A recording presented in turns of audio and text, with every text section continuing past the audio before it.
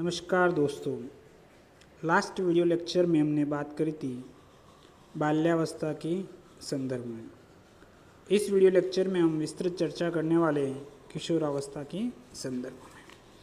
किशोरावस्था मनोविज्ञान के सर्वाधिक रुचिकर विषयों में से एक है। इस अवस्था से अनेक विद्यार्थी गुजर चुके हैं व कुछ वर्तमान में गुजर रहे होंगे। दोनों ही प्रकार के विद्यार्थी यदि अपने किशोरावस्था के अनुभवों को ध्यान में रखते हुए इन बिंदुओं को समझेंगे तो यह आसानी से हमेशा के लिए समझ में आने वाला विषय बन जाएगा और बिल्कुल भी कठिन नहीं लगेगा। तो चलो शुरू करते हैं। किशोरावस्था को मुख्यतः दो भागों में बांटा गया है। पहला है पूर्व किशोरावस्था, जिसे वय संधि भी कहते हैं। इसका आयुकाल है 12 से 16 वर्ष। और दूसरा है उत्तर किशोरावस्था, जिसका दूसरा नाम परिपक्वावस्था भी कहते हैं और इसका आयुकाल है 16 से 18 वर्ष। तो कभी कभी इससे संबंधित प्रश्न भी आते हैं। पूर्व किशोरावस्था की आयुकाल बताइए, उत्तर किशोरावस्था का आयुकाल बताइए।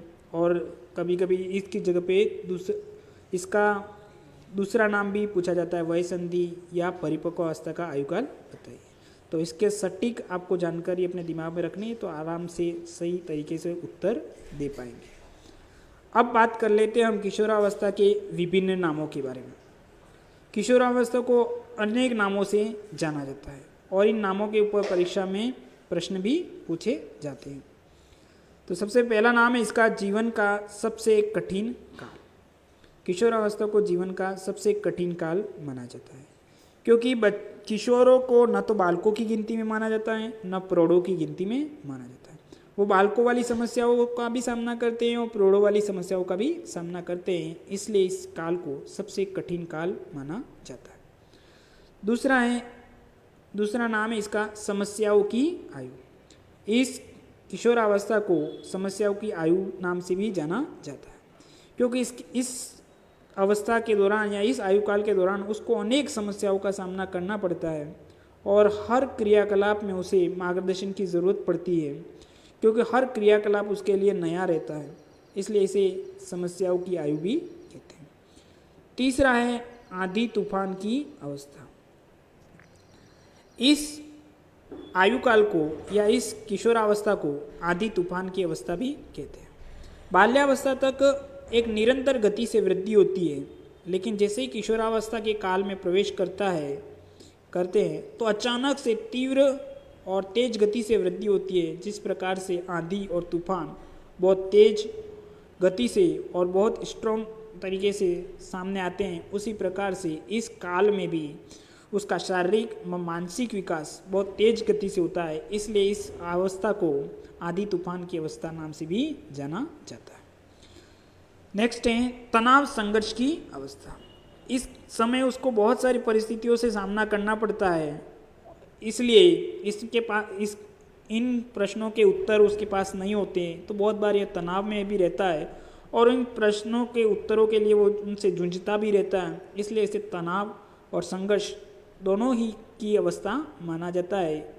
तो इसका किशोरावस्था का नाम है तनाव संघर्ष की अवस्था, भी इसका एक नाम है।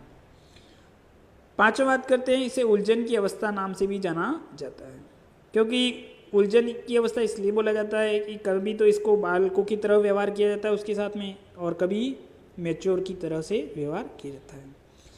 हर एक व्यक्ति अपनी सहूलियत के हिसाब से इनके साथ व्यवहार करता है। जब कोई सामान मंगाना है तो तू अभी बहुत छोटा है, तो ये सामान नहीं लाएगा तो कौन लाएगा। और जब कोई बड़ी बात आ जाती है, कोई सामान बड़ा उठाना है तो तेरे तो अभी दाढ़ी मूंछें आ गई है, अब तू ये काम क्यों नहीं कर सकता। इस प्रकार की बातें उसके सामने आती है तो वो एक उलझन में रहता है कि मैं बड़ा हूँ या मैं छोटा हूँ। तो ये मध्यस्थ वाली अवस्था रहने के कारण इसे उलझन की अवस्था नाम से भी जाना जाता है। 6 है द्रुत एवं तीव्र विकास की अवस्था। इस अवस्था में बहुत तेज गति से विकास होता है, सामाजिक, मानसिक, संवेगात्मक, शारीरिक, इसलिए इसे द्रुत या तीव्र विकास की अवस्था भी माना जाता है। 7वां है इस अवस्था का एक नाम स्वर्ण काल भी माना जाता है क्योंकि यहाँ यह युवावस्था में रहता है और सभी चीज़ें इसकी चरम स्थिति में रहती हैं, इसलिए वो हर काम को बहुत अच्छे तरीके से कर पाने में समर्थ रहता है, इसलिए इस काल को स्वर्ण काल भी माना जाता है। नेक्स्ट है बसंत ऋतु। इस काल को बसंत ऋतु नाम से भी जाना जाता है क्योंकि इस काल में युवा अधिकतर प्रेम प्रसंगों में पड़ा रहता है और इसको प्रेम प्रसंग की बातें बहुत अच्छी लगती हैं, कायलों की कूकू, प्रकृति की चीज़ें अच्छी लगती हैं, झरने, नदियाँ, बरसात, ये सारी चीज़ें उसको बहुत लुभावनी लगती है और इसमें खोया रहता है गीतों में और प्रेम वाली बातों में, इसलिए इस काल को एक नाम बसंत ऋतु भी मार रखा गया है। नेक्स्ट है तार्किक चिंतन की अवस्था। क्योंकि इस अवस्था तक बच्चे का पूर्ण मानसिक विकास हो चुका होता है, इसलिए वो अच्छे से तर्क वितर्क करने में सक्षम हो जाता है और अच्छे से तार्किक क्षमता उसकी विकसित हो जाती है, इसलिए इसे तार्किक चिंतन की अवस्था भी कहते हैं। नेक्स्ट 10वां इसका नाम है संक्रमण की अवस्था। इस अवस्था में को संक्रमण की अवस्था इसलिए माना जाता है क्योंकि ये बालकों और प्रौढ़ों के मध्य की अवस्था है, इसलिए संक्रमण की अवस्था से भी इसको जाना जाता है। नेक्स्ट है अहम विशिष्टता की अवस्था। वो अपने आप को सबसे अलग मानने वाला और सबसे शानदार दिखने वाला अवस्था भी मानी जाती है। लड़का होगा तो अपने आप को बहुत ही उत्तम हीरो जैसा महसूस करेगा और लड़की होगी तो हीरोइन जैसी, तो इसलिए अपने आप को सबसे अलग और अपने अंदर की जो भावना है वो उसके अंदर स्पष्ट छलक करके आएंगी, इसलिए उसके अहम भाव भी उसके अंदर विकसित होता है, इसलिए इसको अहम विशिष्टता की अवस्था भी मानते हैं। तो ये तो बात हो गई किशोरावस्था के संदर्भ में इसके अनेक नाम जिसके ऊपर प्रश्न परीक्षा में पूछे जाते हैं और किसी एक नाम को रख करके पूछा जाता है कि यह नाम किस अवस्था से संबंधित है, बाल्यावस्था, किशोरावस्था, शिशुअवस्था। तो आपको इन नामों को ध्यान में रखना है और आसानी से उत्तर दिए। जैसे बसंत ऋतु को कौन सी अवस्था का नाम है, तो आपको उत्तर देना है किशोरावस्था। अब बात करते हैं किशोरावस्था के विकासात्मक कार्य व विशेषता। किशोरावस्था में कौन से विकास के कार्य होते हैं और उसकी क्या विशेषता है, उसके ऊपर बात करते हैं। पहली जो विकासात्मक कार्य है वो है चहुमुखी विकास। किशोरों का चहुमुखी विकास होता है, अर्थात शारीरिक, मानसिक, सामाजिक व संवेगात्मक विकास। चहुमुखी विकास होता है, शारीरिक से भी विकास होता है, मानसिक विकास भी होता है, समाज में भी उसका विकास होता है और संवेगों में भी विकास होता है, इसलिए इस काल में क्या होता है, चहुमुखी विकास होता है। सेकंड है इसका बुद्धि का अधिकतम विकास। बुद्धि का अधिकतम विकास अर्थात तर्क वितर्क करना, कल्पना करना, निरीक्षण करना आदि सब चीज़ों में वो क्या हो जाता है, समर्थ हो जाता है। इसलिए इस किशोरावस्था आयुकाल की एक विशेषता है कि यहाँ इसमें बुद्धि का सबसे सर्वाधिक विकास होता है। तीसरी विशेषता है व्यक्तिगत एवं घनिष्ठ मित्रता। वो व्यक्तिगत मित्रता भी रखता है और उसके साथ में बहुत घनिष्ठता भी रखता है, इसलिए इसे व्यक्तिगत एवं घनिष्ठ मित्रता भी कहते हैं। इसलिए लड़का लड़की के प्रसंग, प्रेम प्रसंग यहाँ पर दिखने को मिलते हैं। वो किसी एक लड़की के साथ में अपने बहुत ज़्यादा तरीके से प्रेम पूर्वक उसमें जुड़ जाता है, गठबंधन बन जाता है, इसलिए इसको इसकी विशेषता भी मानी जाती है इस कार्यकाल की, व्यक्तिगत एवं घनिष्ठ मित्रता।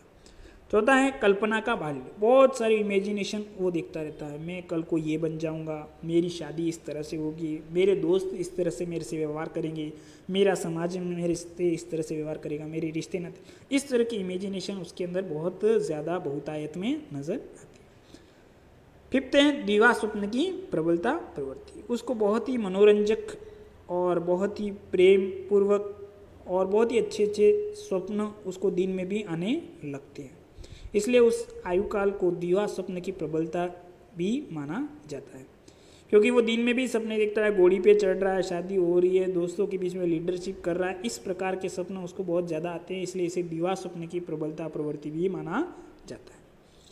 नेक्स्ट है छठा वीर नायक पूजा की प्रवृत्ति। इस काल में, इस आयुकाल में लड़का और लड़की वीर लोगों को बहुत ज़्यादा पसंद करते हैं, उनके प्रति आकर्षित रहते हैं, उनके प्रति उनका लगाव ज़्यादा रहता है। जैसे लड़का है तो भगत सिंह, चंद्रशेखर आज़ाद जैसे वीर लोगों को पसंद करता है, और लड़की है तो झांसी की रानी जैसी वीरांगना को बहुत ज़्यादा पसंद करती है, इसलिए इसे वीर नायक पूजा की प्रवृत्ति कहते हैं। सातवां है विचारों में मतभेद। क्योंकि अब इसकी तार्किक क्षमता अच्छे से विकसित हो गई है, तो सामने वाला अगर अपनी सहूलियत के हिसाब से भाषा का प्रयोग करेगा तो उनके विचारों में मतभेद स्वाभाविक नज़र आपको आएगा। नेक्स्ट बात करते हैं आठवां, समायोजन का अभाव। बच्चे के अंदर तार्किक क्षमता विकसित होने के कारण उसको अपना अच्छा बुरा अच्छे से समझ में आता है, इसलिए वो उसको जब भी गलत चीज़ सामने आती है तो वो उसका विरोध करता है और समायोजन करने में भी उसको दिक्कतें आती हैं। तो इसको आयु काल की विशेषता है समायोजन का अभाव, और वो बहुत सारी चीज़ें जो खुद से चाहता है और अगर उससे नहीं मिल पाती है तब भी उसके अंदर समायोजन का अभाव नजर आता है। नेक्स्ट है मानसिक स्वतंत्रता व विद्रोह की स्थिति। इस समय वह अपने विचारों को स्वतंत्र रखना चाहता है, इसलिए बहुत बार विद्रोह की स्थिति का भी सामना करना पड़ता है। वो अपने विचारों को दूसरों पे थोपना चाहता है और अपने विचारों को सही मानता है, और सामने वाले के विचारों से सहमत नहीं होने पर इसमें विद्रोह की स्थिति भी बनती है। तो किशोर काल में माता पिता के साथ में अनबन वाली स्थिति भी रहती है। 10वां है सामाजिक स्वीकृति की भावना। जो वो क्रियाकलाप करता है समाज उसे स्वतः स्वीकार कर ले ऐसी उसकी भावना रहती है, क्योंकि उसे ऐसा लगता है कि मैं जो कर रहा हूँ वो बिल्कुल सही है, इसलिए वो सामाजिक स्वीकृति की भावना भी रखता है। 11वां है स्वतंत्र सोच का विकास। वो अपनी सोच है वो फ्रीडम पूर्वक रखता है और बिल्कुल किसी के दबाव में नहीं रहता है। तो इसलिए इस आयु काल की एक विशेषता है स्वतंत्र सोच का विकास। नेक्स्ट है 12वां ईश्वर तथा धर्म में विश्वास या अविश्वास। यहाँ तो इसको धर्म या ईश्वर में बहुत ज़्यादा विश्वास हो जाएगा या अविश्वास रहेगा, दोनों में से एक सिचुएशन बैठेगी। 13वां है समाज सेवा व देशभक्ति की भावना। इस आयु काल में किशोरावस्था में समाज सेवा के प्रति बहुत ज़्यादा सेवाभावी बन जाएगा, साथ ही साथ वो उसको देशभक्ति की भावना भी उसके अंदर लबरेज होगी, बहुत भर करके उसके अंदर आपको नज़र आएगी। वो कुछ कर गुजरने वाली भावना से हमेशा प्रेरित रहेगा। फौज में जाना हो या सेना में जाना हो तो वो अभी बिल्कुल भी पीछे नहीं हटेगा, और समाज सेवा के भी बहुत सारे कामों में हर काम में वो हाथ बटाने का प्रयत्न करेगा। नेक्स्ट है विचारों व संवेगों में परिपक्वता। उसके विचार बहुत परिपक्व नजर आते हैं, उसके संवेग भी परिपक्व नजर, जहाँ हंसना चाहिए वहाँ हंसना चाहिए, जहाँ वो गुस्सा करना चाहिए वहाँ गुस्सा करेगा, और बिल्कुल परिपक्वता मेच्योरिटी नजर आएगी। अपनों से बिछड़ने का गम। इस आयु काल की एक विशेषता यह भी है कि वो अपनों से बिछड़ने का उसको बहुत गम होता है, क्योंकि घनिष्ठ मित्रता भी रहती है तो उनसे बिछड़ने का गम भी अत्यधिक नजर आता है, इमोशनल रहते हैं। नेक्स्ट है संवेगात्मक परिवर्तन तीव्र गति से। इस उम्र की ये विशेषता यह भी है कि उसमें संवेगों में जो परिवर्तन है वो बहुत तेज गति से होने लगते हैं, अर्थात हंसना भी होता है, रोना भी होता है, सब चीज़ें होती हैं। नेक्स्ट है समवयस्क समूह भावना। वो अपने साथी बंधुओं के साथ में ग्रुप में रहना, ग्रुप में घूमना, ग्रुप में मूवी देखने जाना वो बहुत अच्छा महसूस करता है, तो ये भावना उसके अंदर इस अवस्था में नज़र आती है। नेक्स्ट है नेतृत्व का विकास। इस आयु काल में लीडरशिप क्वालिटी बहुत अच्छे से डेवलप हो जाती है और वह लीडरशिप करने का इच्छुक भी बहुत ज़्यादा रहता है, इसलिए इस आयु काल की विशेषता है नेतृत्व का विकास। समस्यात्मक बालक। क्योंकि इसके अंदर छोटे और बड़े के मध्य की स्थिति है, इसलिए उसके अंदर बहुत सारी समस्याएं इस आयु काल में नज़र आती है, इसलिए इसे समस्यात्मक बालक भी माना जाता है। नेक्स्ट है आत्मनिर्भरता बनाम निर्भरता। बहुत सारी चीज़ों में वो समर्थ हो जाता है, युवा हो जाता है और छोटी छोटी चीज़ों को वो करने के लायक हैं, इसलिए उसको आत्मनिर्भर भी माना जाता है। और कुछ चीज़ों में वह पूरी तरह से माँ बाप के ऊपर निर्भर है, जैसे धन जैसी समस्याओं के लिए, तो आत्मनिर्भरता भी है और निर्भरता भी है, इसलिए इसे आत्मनिर्भरता बनाम निर्भरता भी इसकी एक विशेषता है। तो आधा तो आत्मनिर्भर है और आधा निर्भर है।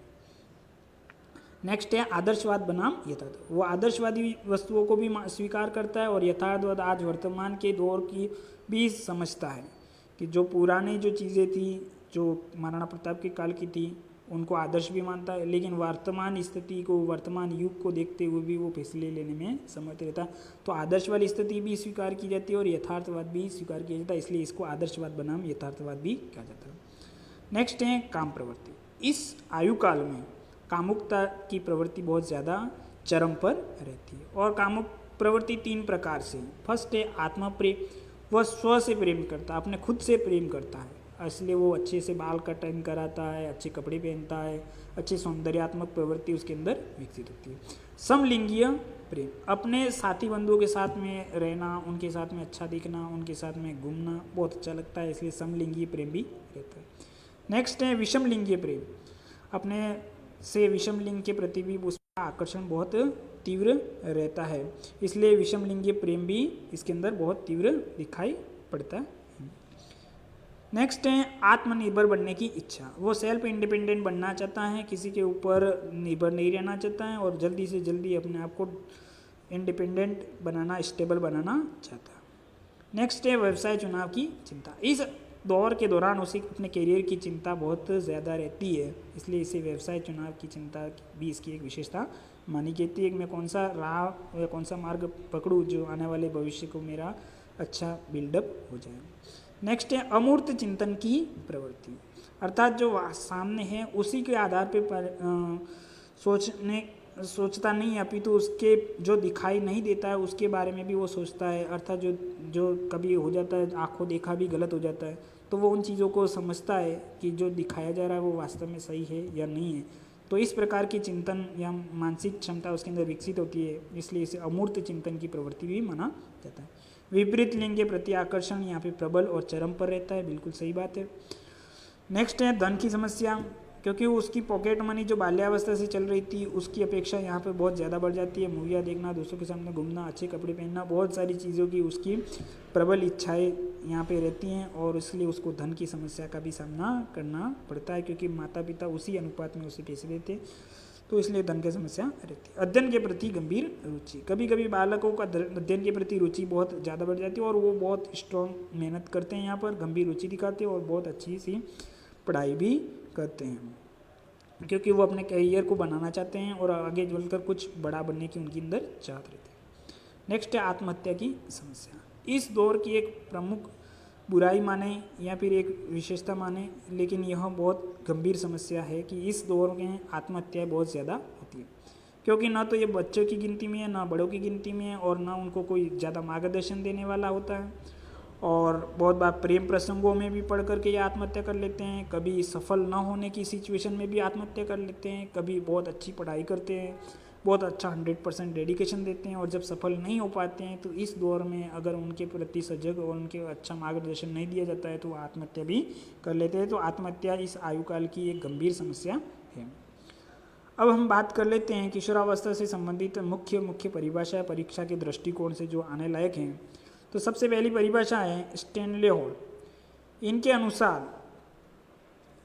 अनुसार किशोरावस्था प्रबल दबाव, तूफान एवं संघर्ष का काल है। इसमें बहुत ज़्यादा दबाव भी रहता है, तूफान जैसी स्थिति भी रहती है और संघर्ष भी रहता है। ये परिभाषा दी थी स्टैनले हॉल ने, जो बहुत ही महत्वपूर्ण है और परीक्षा के दृष्टिकोण से आने लायक है।